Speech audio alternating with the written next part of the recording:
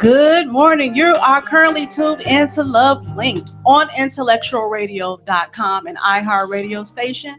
I am your host and creator, Brandy Love. Hope you're having a good day. Let's jump right into the announcements. From writer-director Cornell Ford, November 4th is the release of Have You Wishing That I Was Yours on Amazon. This is the book adaptation of his film Eyes from Eden that will premiere on November 22nd at the historic Genesee Theater in Waukegan. Go to www.eyesfromeden.com. This is a must-see. November 5th and 6th, the Chicago Food Truck Festival Fall Social, located at Northerly Island, 1521 South Lynn White Drive in Chicago. Tickets are available on www.chicagofoodtruckfest.com.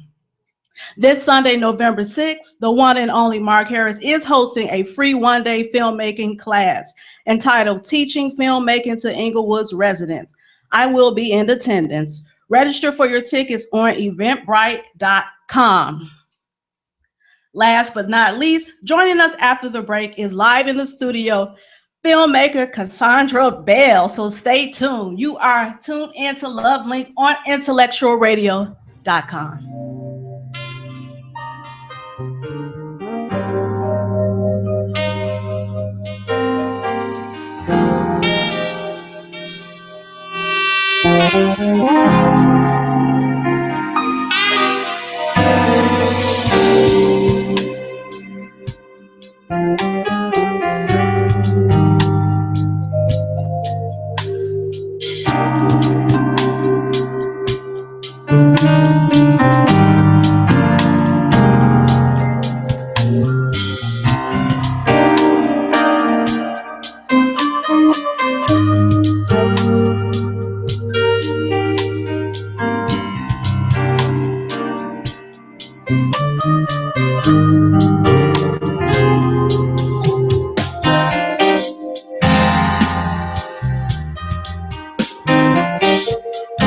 Good morning. You are back and currently tuned into Love Linked on IntellectualRadio.com and iHeartRadio station. I'm Brandy Love, and live in the studio is Cassandra Bell.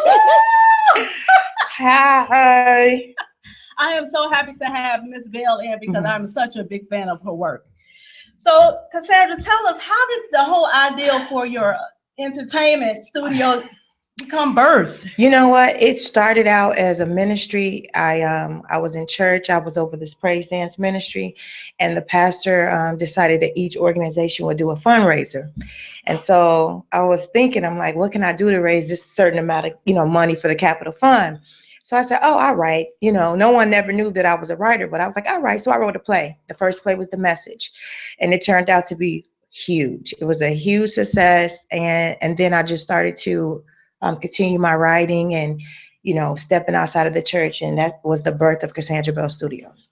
But did you always know that you wanted to be in the entertainment business? I have, a lot of people don't know, I've been in the entertainment industry for over 20 years. I was actually a recording artist and a professional choreographer. I worked for major labels, won't name drop the artists that I work with.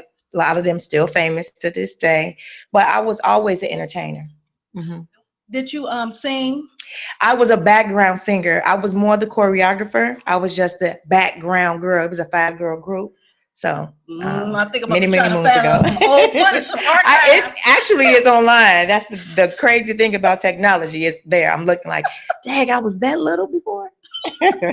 So where did you receive your training? You know what? I started out, and I tell people this, and it's so important to me. I grew up and I was raised, I grew up on the west side of Chicago. I started my training in LaFollette Park, in the Park District. My teacher was James Spinks from Car Wash. I know you're going to dig this. He was my acting coach, and it was funny because he was also the one that encouraged me to write, because he gave me a wonderful piece of work by August Wilson, and I decided to change it. I'm like, well, I didn't like that line. I'm going to just add something right here. He said, you know what? Since you like to change things, you need to become a writer. And that's how I started writing, and he was my acting coach. Now, a lot of filmmakers did get some training at La Folly Park. I remember when I Hmm. was in high school, I used to do plays at La Folly Park. So, Hmm. did you do anything theatrical when you were in high school as well? You know what? I just mostly like participated, in dance programs and things like that. I wasn't confident enough in my skill at that time to actually produce a production, but I did a lot of, dancing and dance programs and performance pieces on a La Follette part. But what was that last straw of faith that you stepped out on to say, I can do this myself. I don't need any help. It was the moment that someone told me that I couldn't. When I first, when you get a lot of times, I encourage new and up and coming artists. A lot of times, you're not going to know the right things. You're not going to know the right terms to use. I would say things like, go over there. And when it's stage left, I would be like, oh, sit down, cross that way. When it's downstage, upstage, crossing. So I didn't know the right terms. And so I was working with someone who kind of criticized that. And so I made the decision. I said, you know what? It's just information, but I'm going to learn it. And that's when I just stepped out on faith and I started directing myself. I had no experience as a director. I wrote a piece, but I know that I wanted it to look a certain way. So I just stepped out on faith and started doing it myself. Now, have you ever been told that you need to leave Chicago to be successful? Every day. Every day someone tells me you need to quit your job and leave Chicago and go to Atlanta, go to LA, go to New York.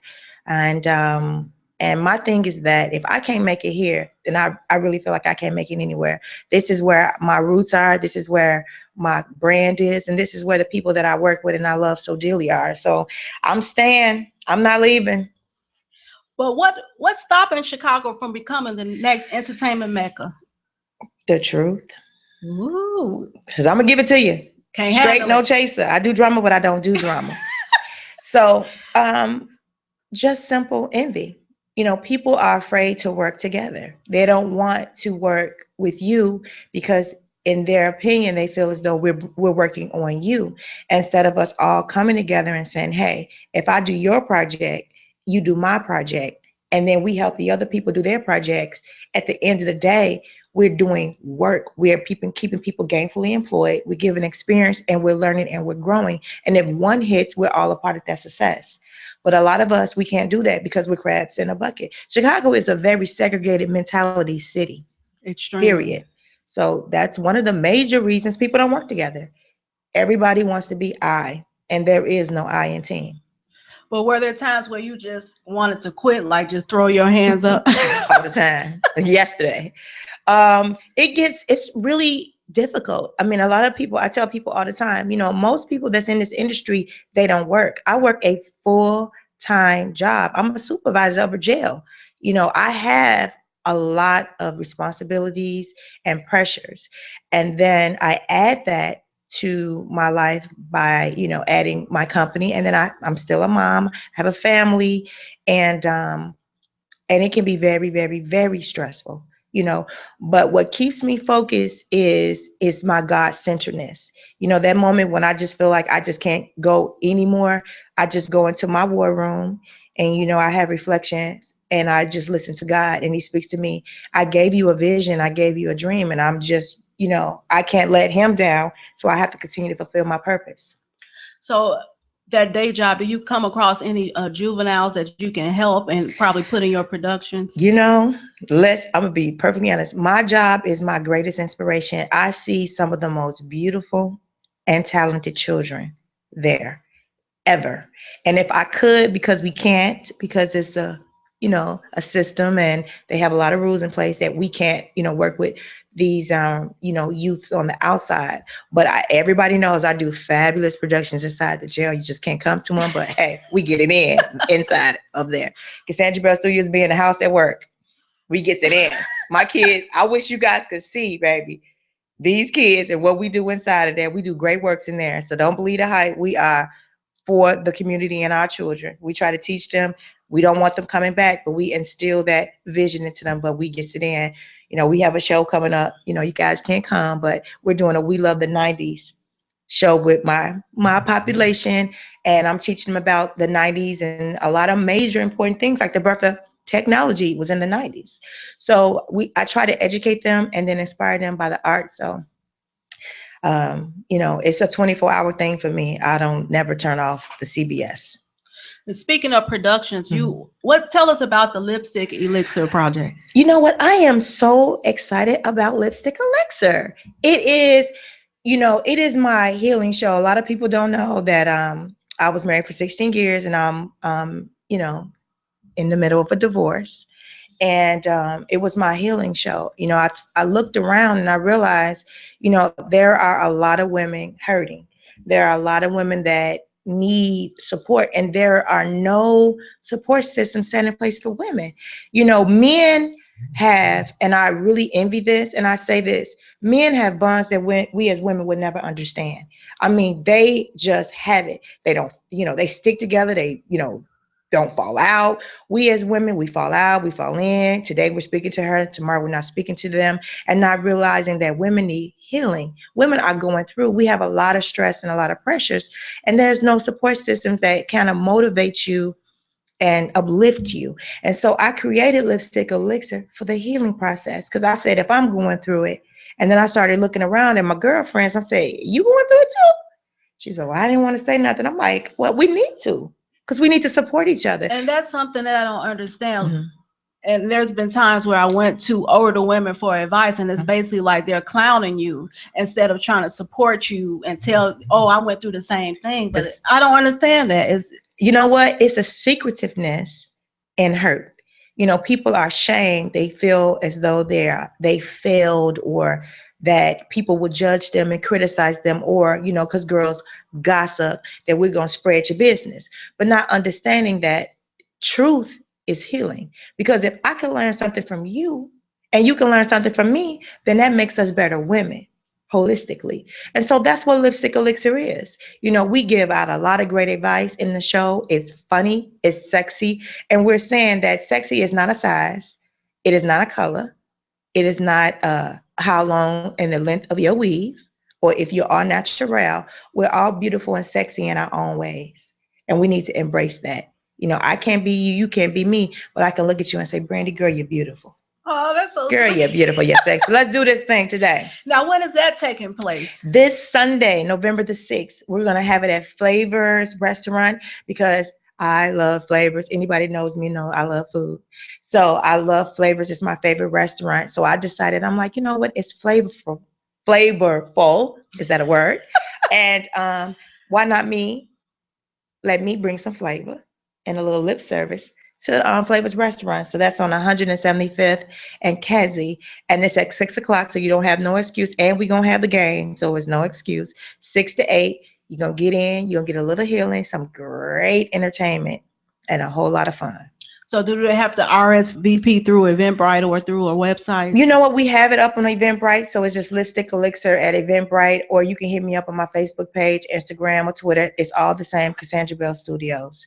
And just, get tickets from us, or all our amazing, beautiful artists that's in the show on all sides of town. They're everywhere, all sides of town. So that's this Sunday at 6, November the 6th. And let's talk about September rain. Now, you know what? That's my baby. Oh my God. So as they say, as a woman, we are our birth. We're, Mother Goddess, Mother Earth. We give birth. September Rain is my baby. I am so excited about this film, and I think people are going to be shocked, because people have a perception of me as a writer, and I think that I don't give you that perception. I went a little tough. I wanted to address, I call it the reality show generation. This I call it the B generation. Everybody's a B in this generation. When was that cool? I wanted to deal with girls from 18 to 25, because I felt like why are girls so tough? Like when we was, sugar and spice and everything nice, it was good to be a girl. You wanted to be a girl. You wanted to be girly. But girls are tough. They're very masculine. And I started taking a look and saying, why? And realized that there's a lot of trauma in young girls from really 15 to 25. There's a lot of change in the atmosphere, the loss of fathers, the loss of mothers. Because we as mothers, we have to educate our girls. And mothers are young. So, me and my daughter is in a club. I have a 21-year-old that I tell every day, we can't party together, girl. I know you're grown, but I'm not ready. I'm your mama. And I'm going to stay in the mama role.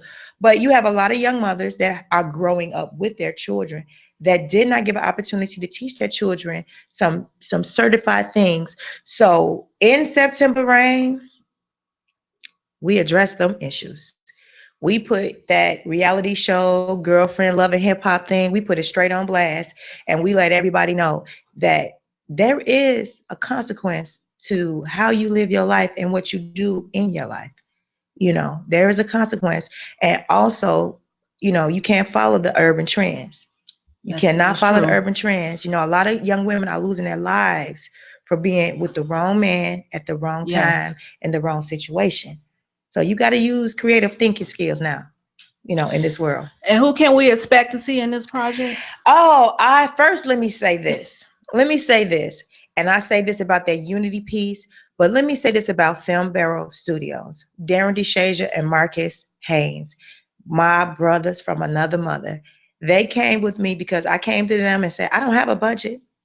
I just got a great project and I need your assistance. And they were like, huh? And I said, well, just read the script. Just read the script. And if you don't believe in it as much as me, I'll go on my merry way and I keep searching. They read the script and they called me. They came aboard 100%. I cannot pay them for their time. I cannot pay them for that. No amount of money can pay those brothers for what they've done for this project. So shout out to Film Barrels. I love you guys because you guys are the business. They are amazing filmmakers in their own right. They have their own projects coming out. Deadpool, a horror story, and they're going to kill me. Sorry, they're going to kill me because I can't remember. Zip Code is their film. So they're amazing filmmakers, and I'm so grateful that they came aboard to help me. And then I have the beautiful Siobhan Ballard, Kim Noel, Lana J, radio personality on Power 92. I have my own daughter, Ashley Epps, and then introducing the wonderful Naomi Padilla, who stars in it. She's a Hispanic girl, never been on film. This was her first project, and I took a chance with this girl. When she came in, I just looked at her and I was like, you know what? This is the girl. And I could have picked a lot of more experienced actresses, but I just had a gut feeling about her, and she nailed it. I have some amazing male actors, Eddie Torres, who I love, caliente, muy caliente. Desan Sanford, Darius White. I have Terry Johnson, the wonderful Harold Dennis, Christopher Greer, Sharice Eglin. I mean, I have literally, they doing it.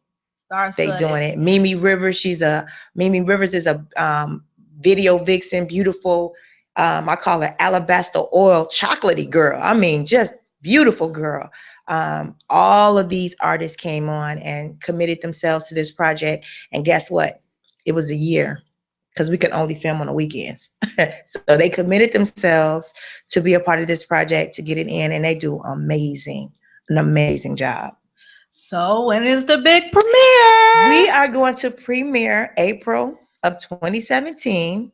We will set the date, but like good filmmakers that we are, we have to reshoot some scenes and just correct some things that, sometimes you start in the beginning and then you get to the end and then you say, let me go back to this and correct this shot. And then let me shout out to my amazing, beautiful kid talent, because my babies is in it, because everybody knows I'm the kitty director. I love the kids. So Evilise Rivera, Morgan New, Jada Hamilton, some of my babies, Sienna Hendricks, that are a part of this project, that do an amazing job as well in September Rain. Now, do you believe that the film industry is watered down a little bit? Watered? Is that what you call it? It's that Kool-Aid. You make that Kool-Aid because you only got half a packet. Right. And then you mad because you put too much water in it, and it's sugar water. Yeah, that's what's happening right now. However, the thing is, let me say this. Forgive me, but hey, that's who I am. Stop supporting poor film. If we as the public would demand quality filmmaking from our Black filmmakers and our white filmmakers, then they will have to give us what we're buying. But when you go and support poor films and you don't support the independent filmmaker, then this is why it's convoluted, and they give us propaganda back. Because let's be real, every girl and every guy is not a thug in Chicago. Thank you. We have violence here, but we have some of the most prominent, successful people here. But you never see about that on the news or in a movie. You know, and people criticize like empires in Chicago. You know, there was a big thing with Chirac when he came here. And I said, hey, whether the movie quality or not, I agree with Spike Lee when he said, if you don't like it, make your own film. I came here, but I brought revenue here. I brought service here. You brought people that we would have never seen like tonight. I hate to do this, but you know, my ex is on Empire. I mean, he's not even an actor, but because his wife was, he got a little skills and now he's on Empire. But it gives the opportunity to expose talent in the mainstream.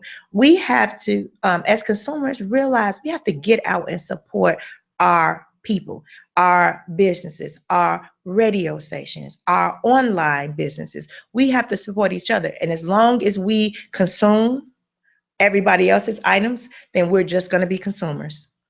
So, what would be your advice for a filmmaker or actress or actor who's just starting out? And I'm going to do that in categories because, you know, I constantly preach on this. I tell people that people forget that entertainment is a business. You know, a lot of times people enter this industry as a hobby. First thing first, you cannot do anything without a headshot. Okay, stop sending these people selfies. It is not a headshot. I don't care how good your iPhone is. It's not a headshot. Get a professional headshot from a commercial photographer. Do your research. And if not, always ask questions. Attend like Mark Harris. Like I love Mark Harris and Christopher Nolan. I love them dearly. I've worked for them dearly. And I say this firmly. People work for free. I worked for them for free because I wanted to learn from them. They're here, they're local, and they're available. Stop trying to be in the movie. I was props. I didn't care. Whatever they told me to do, I did. And take advantage of the workshops. I went to Mark's workshop. He had a few months ago, and he's doing a free one. Go. The man is knowledgeable. He teaches well, and he's honest. Go. Richard Gallion has an acting class. I took Richard's directing class, and I started Richard directing. But I went back and took his class because I watched him grow and said, let me learn from this little young man. Go and learn from people that are actually working and doing things and stop making it about the money. This is not an industry where you're going to get rich in. Because why would I pay you $1 million when you can't even sell 5 tickets for $10? You know, I tell artists that all the time, be a brand, get your business in order before you just jump into the industry. And then stay focused and learn. Study under people, get what you got to get, and move on. With that being said, we're going to go ahead and take a break. You are currently tuned in to Love Link on IntellectualRadio.com.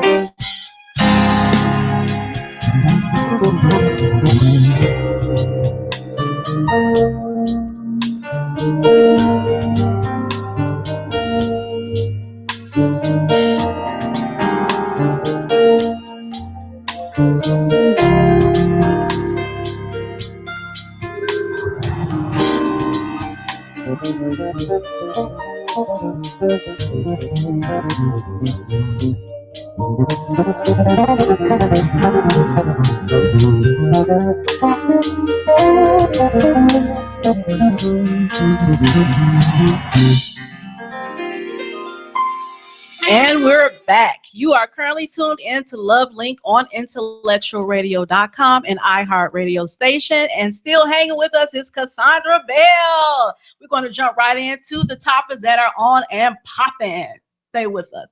So, Cassandra, I do have this segment where I ask my guests about things that's on and popping, you know. Mhm. Girl, what you think about this presidential debate?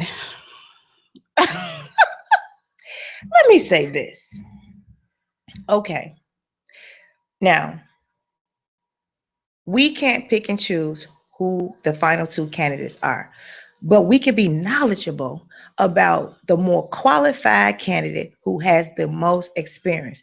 And personally, just for me, I need at least for the person that's going to be the president to have some type of political experience. Because business, take it from somebody. That's just like me saying I can take my, criminal justice degree and run my theater company.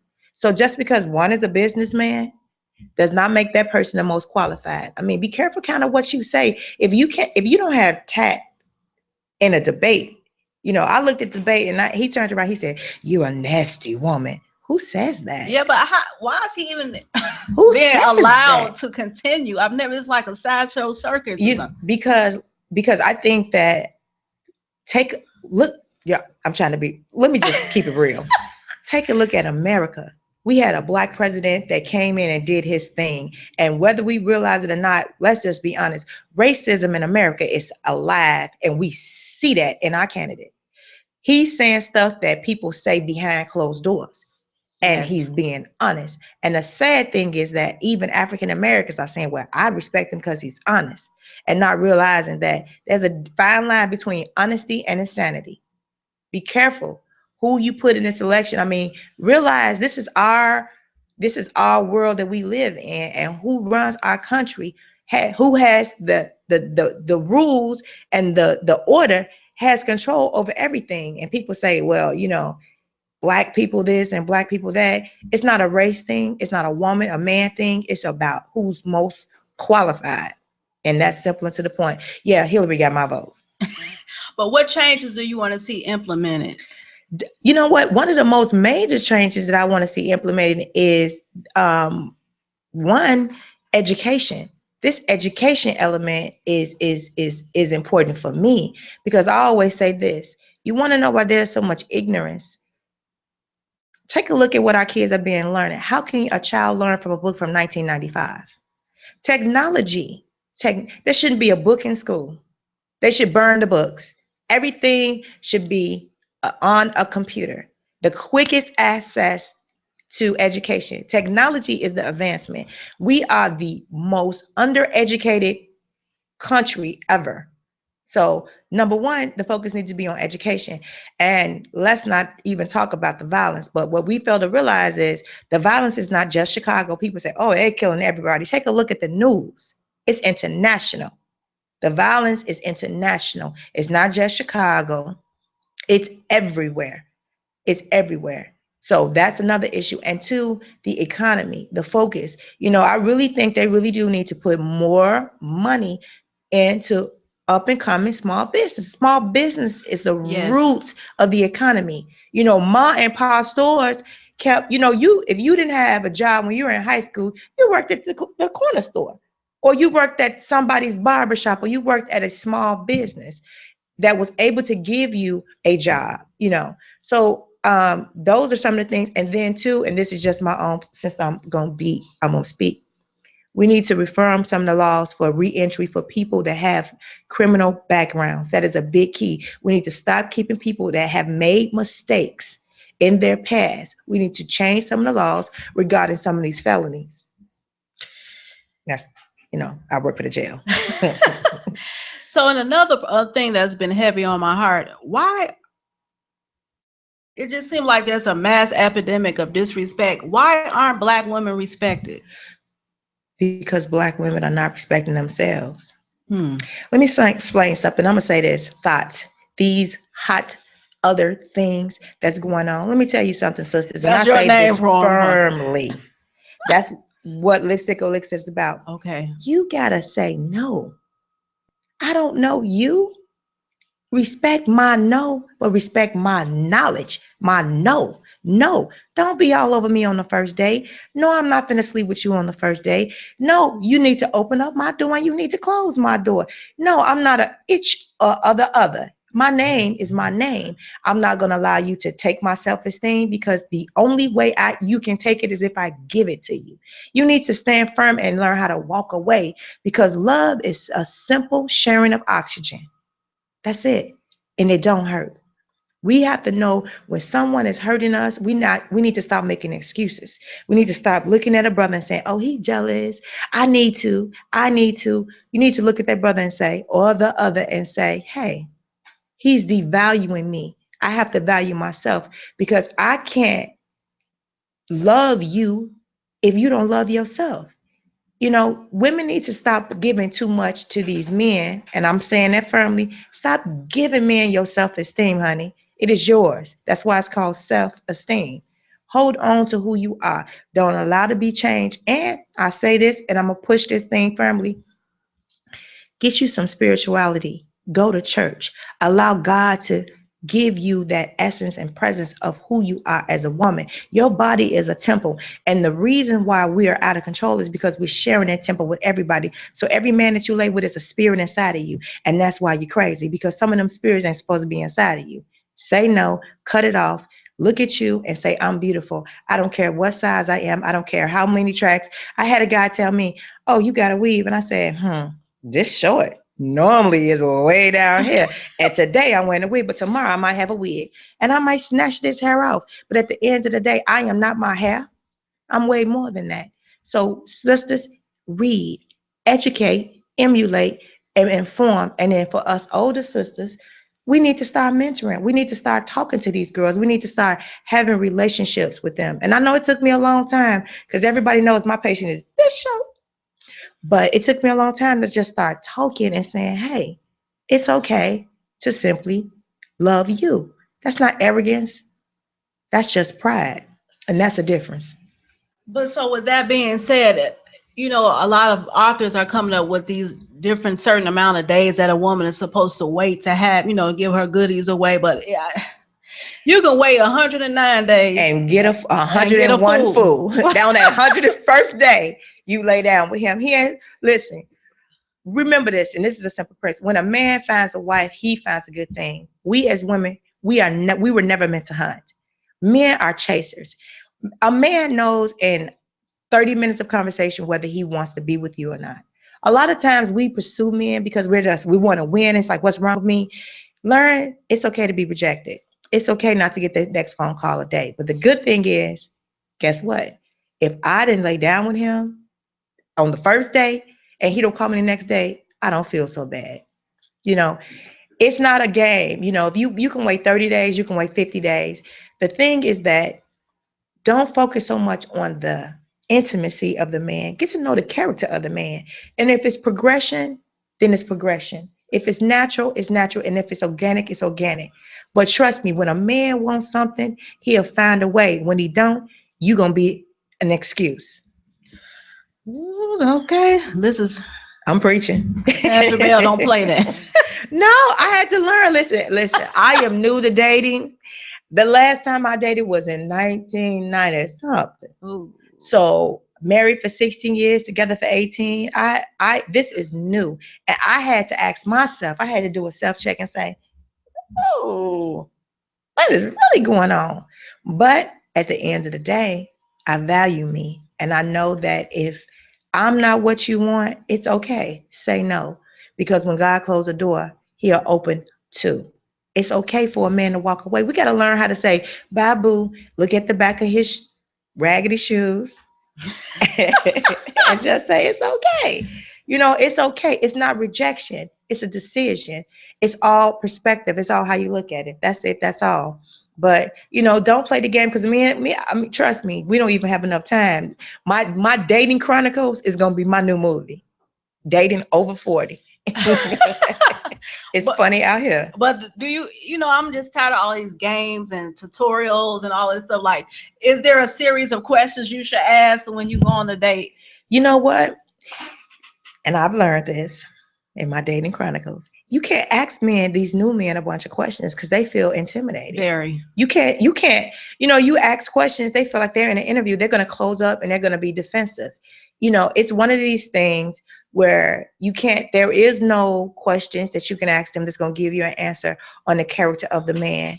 The thing is, you have to have this inner understanding of who you are and allow your natural instincts to help guide you on this guide. Trust me, he's going to show you who he is. You know, when you notice things, you listen. See, I hear what you say, but I really hear what you don't say. So we listen to the conversation, be in the conversation, and let it be organic, and know what your limitations are. That's the better way to handle a date. So interviews don't work. I tried it. It didn't work. Okay, we're going to go ahead and take a break. You are currently tuned in to Love Linked on IntellectualRadio.com.